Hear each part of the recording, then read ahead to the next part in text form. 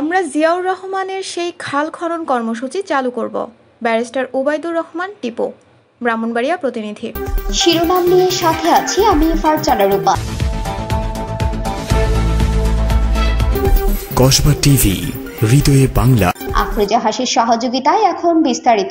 কেন্দ্রীয় কৃষক দলের যুগ্ম সম্পাদক ব্যারিস্টার ওবায়দুর রহমান টিপু বলেন, শেখ মুজিব যখন পালিয়ে পাকিস্তানে গিয়েছিলেন, বাংলাদেশের স্বাধীনতা ঘোষণা তো দূরের কথা, আন্দোলন কিভাবে হবে কেউ জানতো না।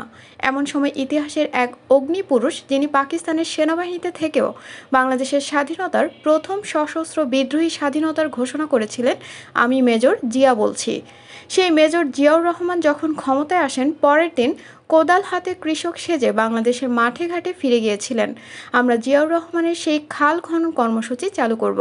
কৃষকদের জন্য কৃষি বিমা, বিনামূল্যে চিকিৎসা সেবা চালু করব। তিনি আজ শনিবার বিকেলে ইউনিয়ন পর্যায়ে কৃষক সমাবেশ সফল করার লক্ষ্যে ব্রাহ্মণবাড়িয়া জেলা কৃষক দলের আয়োজিত প্রস্তুতি সভায় প্রধান অতিথির বক্তব্যে এসব কথা বলেন। ব্রাহ্মণবাড়িয়া পৌর কমিউনিটি সেন্টারে আয়োজিত সভায় জেলার বিভিন্ন উপজেলা কৃষক দলের নেতাকর্মীরা অংশগ্রহণ করেন।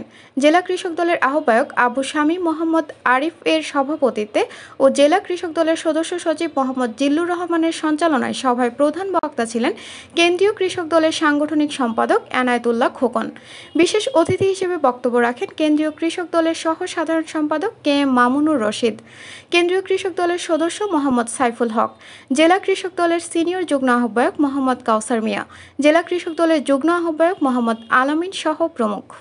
শেখ মুজিব যখন পালিয়ে পাকিস্তানে গিয়েছিলেন, আওয়ামী লীগের নেতারা যখন কলকাতায় ফিরে গিয়েছিলেন, বাংলাদেশের স্বাধীনতা ঘোষণা তো দূরের কথা, আন্দোলন কিভাবে হবে কেউ জানতো না।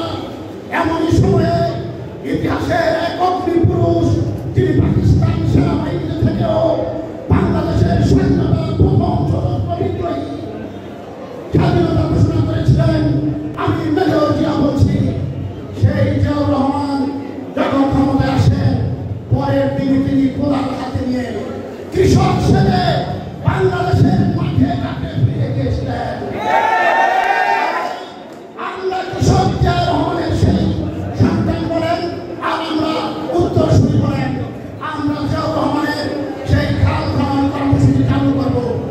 আমরা তারেক জিয়ার নেতৃত্বে কৃষি বিমা চালু করব। আমরা তারেক জিয়ার নেতৃত্বে কৃষকের বিনামূল্যে চিকিৎসার ব্যবস্থা করব। আমরা বিএনপি ক্ষমতায় আসলে কসবা টিভির সংবাদের সাথে থাকার জন্য ধন্যবাদ জানাচ্ছি। পরবর্তী সংবাদ পেতে আমাদের চ্যানেলটি সাবস্ক্রাইব করে রাখুন।